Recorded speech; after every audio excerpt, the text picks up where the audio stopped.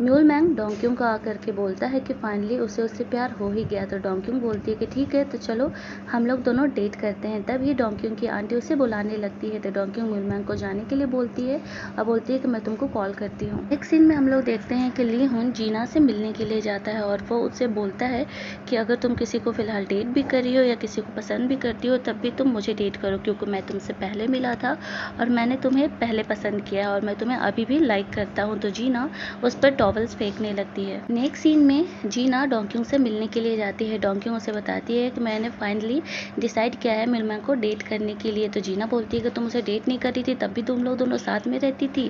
तो डोंगक्यूंग बोलती है कि हाँ, ऐसा सिचुएशन था। फिर जीना बताती है कि उससे लीहुन मिलने के लिए आया था और उसने उसे डेट के लिए पूछा है। तो डोंगक्यूंग बोले कि तुमने क्या जवाब दिया। तो जीना बोलती है कि मैंने अभी कुछ हाँ या ना में नहीं बोला है। मैं जब भी उसे स्माइल करते हुए देखती हूँ तो फिर से वक्त में पीछे पहुँच जाती हूँ। और ये लोग दोनों बात ही कर रहे थे कि जीना को कॉल आता है और वो डोंगक्यूंग को बोलती है कि थोड़ा अर्जेंट है, मुझे अभी जाना पड़ेगा। जीना से मिलने के बाद डोंगक्यूंग म्यूलमैंग के घर जाती है। म्यूलमैंग बोलता है कि तुम्हें कॉल करना चाहिए था आने से पहले। डोंगक्यूंग बोली कि मुझे लगा कि आना ज़्यादा बेटर रहेगा। वो म्यूलमैंग के आसपास थोड़ा सा नर्वस थी। दोनों अभी बात ही कर रहे होते हैं कि सुंग्क्यो का कॉल आ जाता है। नेक्स्ट सीन में हम लोग देखते हैं कि जो जीना है उस बदमाश राइटर से मिलने के लिए गई है। उसने उसे कॉल करके बुलाया था और बोला था कि तुमने मेरे काम को कॉपी किया है, उससे रिलेटेड मुझे बात करना है। लेकिन जब जीना जाती है तो वो उस पर लाइन मार रहा होता है और उनके ऑफिस के बाहर से ऑफिस के जो कलीग थे वो लोग ये मीटिंग देख रहे होते हैं। तभी वहाँ पे जोइक आता है और वो लोग उसे बताते हैं कि अंदर क्या चल रहा है। जोइक जैसे ही अंदर जाता है देखता है कि जीना लैपटॉप उठा करके उस राइटर पर फेंक रही है और उससे गुस्सा में बोल रही है कि तुम्हारी हिम्मत कैसे हुई, आज हम लोग पहली बार मिले हैं और अभी से ही तुम मुझ पर लाइन मार रहे हो। वो उसे मारने के लिए टेबल पे चढ़ जाती है। तो जोइक उसे रोकता है तो रुक जाती है। वो राइटर फिर से जीना को कमेंट करता है कि तुम्हारा इतना घटिया एटीट्यूड है, इसीलिए तुम्हारा कोई भी वर्क फेमस नहीं होता है। तो जोइक उसके बदले में कहता है कि इसका मतलब कि तुम्हारा काम भी तो तुम्हारी पर्सनैलिटी दिखाता है, वो भी तुम्हारी तरह ही अगली है। नेक्स्ट सीन में म्यूल मैंग डोंगक्यूंग को घर छोड़ने जा रहा होता है। डोंगक्यूंग पूछती है कि अब तुम्हारा गार्डन कैसा है। तो म्यूल मैंग बोलता है कि अब वो पहले की तरह सैड नहीं है क्योंकि तुम उसमें आ गई हो ना। फिर वो उसे बोलता है कि मैं तुम्हें तभी से पसंद करना स्टार्ट कर दी हूँ जब से मेरा गार्डन तुम्हारी वजह से चेंज हुआ था। तो डोंगक्यूंग बोलती है कि मुझे भी तभी से तुम पर पिटी आना स्टार्ट हुआ था जब मैंने तुम्हारा गार्डन देखा था। जब वो लोग डोंगक्यूंग के घर पहुंचते हैं तो देखते हैं कि छत पे उसकी सारी फैमिली जमा है और साथ में डिनर कर रही है।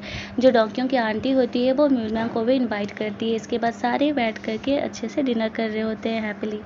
कुछ देर बाद डोंगक्यूंग की आंटी बियर लेने के लिए अंदर जाती है और बोतल ओपनर खोलने के चक्कर में उनको डोंगक्यूंग का वो फोटो मिल जाता है। वो फोटो देख करके वो समझ जाती है कि डोंगक्यूंग ने ये क्यों क्लिक कराया था और वो रोने लगती है। जब काफ़ी देर तक उसकी आंटी नहीं आती है तो डोंगक्यूंग ने देखने के लिए जाती है और अंदर जाती है तो देखती है कि उसकी आंटी बैठ करके रो रही है। तो वो उससे बात नहीं करती है और वापस आ जाती है। कुछ देर बाद उसकी आंटी भी नॉर्मल होकर के वापस आती है। डिनर करके निकलने के बाद डोंगक्यूंग और म्यूल मैंग दोनों वर्क कर रहे होते हैं। म्यूल मैंग उससे पूछता है कि तुमने मुझे कभी अपनी फीलिंग नहीं बताई, तुम क्या सोचती हो, तुम कितना डरी हुई हो, तुम्हें कितना जीना है। डोंगक्यूंग बोलती है मुझे लगता है तुम अब अकेले घर जा सकते हो और उसे छोड़ करके वापस लौट आती है। नेक्स्ट सीन में जोइक अपने घर में बैठ करके लीहुन का आने का वेट कर रहा होता है। लीहुन आता है तो जोइक बोलता है कि मुझे तुमसे बात करनी है। लीहुन बोलता है कि मैंने जीना को बोल दिया है और मैंने उसे डेट के लिए पूछा है। लीहुन बोलता है कि हाँ, मैं मानता हूँ कि मैंने तुम्हें नहीं बताया कि मैं जीना को जानता हूँ, लेकिन मुझे यही सही लगा। मुझे लगा कि तुम्हारा उससे मिलना बेटर नहीं रहेगा, इसीलिए मैंने ऐसा किया। लीहुन बोलता है बस इतना ही, ठीक है, जाओ सो। नेक्स्ट मॉर्निंग डोंगक्यूंग अपना बकेट लिस्ट तैयार करी होती है कि बाकी बची हुई लाइफ में उसे क्या क्या करना है। इसके बाद वो एक स्प्रे बोतल लेकर के हॉस्पिटल में जाती है डाइटी से मिलने के लिए।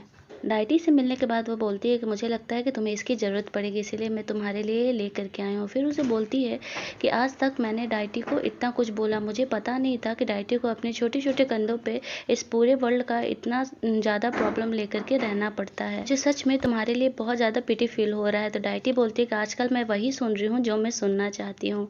फिर डोंगक्यूंग उसे बाय बोल करके जाने लगती है। तो डाइटी बोलती है कि सिर्फ तुम ही अपने आप को सेव कर सकती हो, इसीलिए म्यूल मैंग से प्यार करो और अपनी लाइफ अच्छे से जियो, वैसे भी उसका जन्म तुम्हारे लिए हुआ है। डोंगक्यूंग हॉस्पिटल से निकल रही होती है कि उसे उसका डॉक्टर मिलता है जिसने उसका चेकअप किया था। वो उसे बताता है कि वो शादी कर रहा है और उसे शादी का कार्ड देता है। वो उसे बोलता है कि 3 महीने में मेरी शादी है और मैं चाहता हूँ कि तुम आओ, क्योंकि मेरे बहुत ज़्यादा फ्रेंड्स नहीं हैं और मुझे अच्छा लगेगा अगर तुम आओगी तो।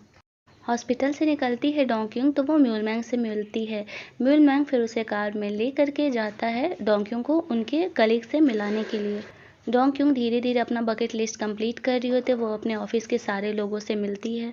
इसके बाद डोंग क्योंग वो जो राइटर प्रिंस था उससे मिलने के लिए जाती है। वो उससे बोलती है कि मुझे तुम्हारा ऑटोग्राफ चाहिए जो राइटर डलगोना है उसके लिए। तो प्रिंस पूछता है कि क्यों, वो मुझे पसंद करती है क्या? तो डोंग क्योंग बोलती है कि ज़रूरी थोड़ी है कि सब लोग तुम्हें पसंद ही करे। फिर वो बोलती है कि ये लाइन लिखो कि गेट वेल सून। तो प्रिंस पूछता है कि क्या हो, उसकी तबीयत ख़राब है क्या? तो डोंग क्योंग बोलती है कि हाँ, उसे कैंसर है, उसकी सर्जरी होने वाली है, वो ज़्यादा दिन तक नहीं जिएगी। तो वो अच्छे से अपना ऑटोग्राफ पे लिख करके दे देता है। फिर वो पूछता है डोंग क्योंग से कि मुझे पता चला कि तुम भी बीमार हो। तो डोंग क्योंग बोलती है हाँ। तो फिर जो प्रिंस होता है वो डोंग क्योंग के हाथ पर अपना ऑटोग्राफ दे देता है और बोलता है कि मेरा ऑटोग्राफ जादू की तरह काम करता है। पिछली बार जब मेरे फैंस ने, एक दो फैंस ने अपने हाथ पे ऑटोग्राफ लिया था तो किसी का जॉब हो गया, तो किसी को अच्छा बॉयफ्रेंड मिल गया। फिर डोंग क्योंग बोलती है कि मुझे एक राइटर का ओपिनियन चाहिए। अगर तुम उस पर्सन को चूज करते हो जिससे तुम प्यार करते हो तो पूरी दुनिया खत्म हो जाएगी, और अगर तुम पूरे वर्ल्ड को चूज करते हो तो जिससे तुम प्यार करते हो वो मर जाएगा। तो क्या करना चाहिए एक हैप्पी एंडिंग के लिए?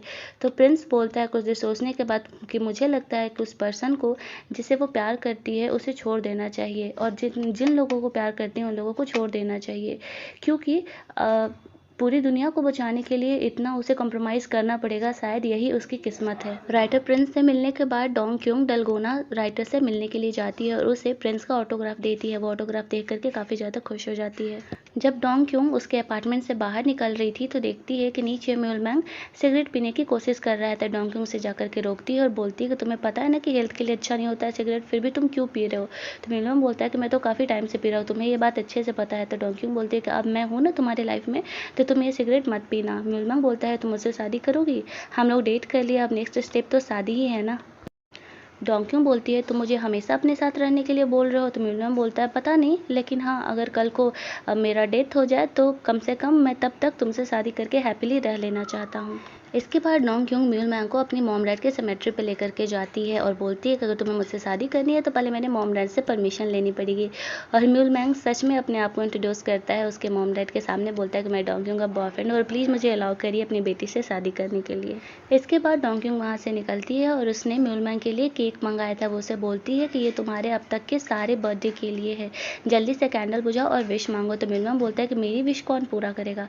तो डोंग क्योंग बोलते हैं तुम्हें जो विश मांगना है मांगो, मैं उसे पूरा करने की कोशिश करूँगी। तो म्यूलमैंग कैंडल बुझाता है और विश मांगता है कि मैं चाहता हूँ कि मैं तुम्हें तुम्हारी लाइफ फिर से वापस लौटा सकूँ और तुम उन लोगों के साथ हैप्पीली रहो जिनसे तुम बहुत ज़्यादा प्यार करती हो, और सिर्फ कभी कभी मेरे बारे में सोचो। नेक्स्ट सीन में हम लोग देखते हैं कि डोंग क्योंग अपना बकेट लिस्ट चेक कर रही होती है। जितने उसने ऑप्शन लिखे थे सारा कर चुकी थी, सिर्फ एक लास्ट ऑप्शन बाकी था। और नेक्स्ट सीन में जो एक जीना से मिलने के लिए जाता है। जीना बोलती है कि तुम्हारे लैपटॉप का जो भी लॉस हुआ है मैं उसे उसका पैसा दे दूंगी। तो जोइक बोलता है अरे मैंने वो ऐसे ही मैटर संभालने के लिए बोला था। जीना बोलती है कि कितना गधा राइटर है साला, पहले दिन ही लाइन मार रहा था। जोइक बोलता है कि क्या बोला उसने? वो ल्यूहन के बारे में पूछ रहा था। जैसे ही वो ल्यूहन का नाम लेता है ल्यूहन का कॉल आने लगता है। जीना उठाने जा रही होती है तो जोइक बोलता है अभी फ़ोन नहीं उठाओ, मुझे पहले तुम्हें कुछ बोलना है। वो उसे बोलता है कि मैं ल्यूहन के साथ रहता हूँ और मैं ल्यूहन को काफ़ी टाइम से जानता हूँ। जब 9 साल पहले हम दोनों ने पहली बार किस किया था तब भी मैं ल्यूहन के साथ ही रह रहा था। जीना बोलती है तो तुम मुझे अभी ये क्यों बता रहे हो? तो जोइक बोलता है क्योंकि मुझे बुरा लग रहा है इधर कुछ दिनों से। मैंने उस समय ये इसलिए किया था क्योंकि मुझे यही सही लगा था तुम दोनों के लिए। मुझे तुम पे तरस आ रहा था, मुझे लगा कि अगर तुम ल्यूहन के बिना रहोगी तो अपनी लाइफ अच्छे से जी पाओगी, इसीलिए मैंने ऐसा किया था। मैं जानता था कि अगर मैं ऐसा करूँगा तो तुम वापस यहाँ पर नहीं आओगी। जीना बोलती है कि तुम कैसे डिसाइड कर सकते हो कि मैं उसके साथ खुश नहीं रहती? जोइक बोलता है तुम्हें अच्छे से पता है कि वो शुरू से ही अपने रिस्पॉन्सिबिलिटीज से भागते रहा है। तुम श्योर हो कि अगर तुम उसके साथ रहती तो खुश रहती? मुझे तो नहीं लगता है। नेक्स्ट सीन में हम लोग देखते हैं कि डोंग क्योंग का लास्ट बकेट लिस्ट का ऑप्शन जो होता है वो म्यूलमैंग से ब्रेकअप का होता है। वो अपना सामान वामान पैक करके घर से निकल रही होती है तो रास्ते में वो म्यूलमैंग से मिलती है। म्यूलमैंग उससे पूछता है कि तुम कहीं जा रही हो? तो डोंग क्योंग बोलती है तुम्हें पता था? म्यूलमैंग बोलता है कि तुम्हें देख करके मैं बता सकता हूँ तुम अब तक जितने लोगों से मिली इस तरीके से मिली जैसे कि तुम उनसे बाय कर रही हो, और तुम मुझे भी अभी इसी तरीके से देख रही हो। क्यों बोलती है सही बोला तुमने, चलो ब्रेकअप करते हैं और फिर एक दूसरे से आज के बाद कभी नहीं मिलते हैं। म्यूलम बोलता है कि तुम्हारे डिसीजन सही नहीं है, तुम जिन लोगों से प्यार करती हो उन लोगों के बिना कैसे रह सकती हो। डोंक्योंग बोलती है मैं कोशिश करूँगा और प्लीज़ दोबारा मुझसे मिलने के लिए मत आना, और फिर वो वहाँ से चली जाती है। वहाँ से जाने के बाद डोंक्योंग अपने पुराने घर में जाती है जो कि एक सी बीच के किनारे था जहाँ जहाँ पे वो बचपन से जब रोने जाती थी तो बैठा करती थी। वो अपने मॉम डैड का पुराना फ़ोटो देख रही होती है। धीरे धीरे एक एक दिन बीत रहा होता है। वो काफ़ी हिम्मत करके अकेले रह रही होती है सबसे अलग। एक रात वो सी बीच पर बैठ करके सोच रही होती है कि मुझे ये करना ही होगा, अपने लोगों से अलग होना ही होगा और मेरी वजह से वो लोग नहीं तो मर जाएंगे। वो ये सब सोच रही होती है कि तभी वहाँ पे म्यूलमैंग आता है। वो बोलता है कि मैंने तुमसे कहा था ना कि मेरा काम है लोगों का पीछा करना, तुम्हें क्या लगा था तुम इससे पीछा छुड़ा लोगी? तो डोंकिंग बोलती है कि तुम ये क्यों कर रहे हो मेरे साथ? मैंने कहा था ना कि ब्रेकअप करने के बाद लोग एक दूसरे से नहीं मिलते हैं, तुम क्यों आए यहाँ पे? म्यूलमैंग बोलता है कि नहीं, तुमने नहीं कहा था। तुमने मुझे आज तक नहीं बताया कि तुम क्या फ़ील करती हो जब तुम मुझसे पहली बार मिली, जब तुम्हें पता चला कि तुम मरने वाली हो। तुमने मुझसे आज तक ये कोई भी फीलिंग नहीं शेयर की है, तुम बताओ मुझे। तो डोंक्योंग ये बात सुन कर के इमोशनल हो जाती है और रोने लगती है और बोलती है कि मैं जीना चाहता हूँ, मैं उन लोगों के साथ सच में जीना चाहती हूँ बहुत लॉन्ग टाइम तक जिनसे मैं प्यार करती हूँ। म्यूलमैंग भी इमोशनल हो जाता है और बोलता है कि मैं भी जीना चाहता हूँ ताकि मैं तुम्हारे साथ मर सकूँ। और इसी लाइन के साथ हमारा ये वाला एपिसोड ख़त्म होता है। बाकी हम लोग मिलेंगे नेक्स्ट एपिसोड में।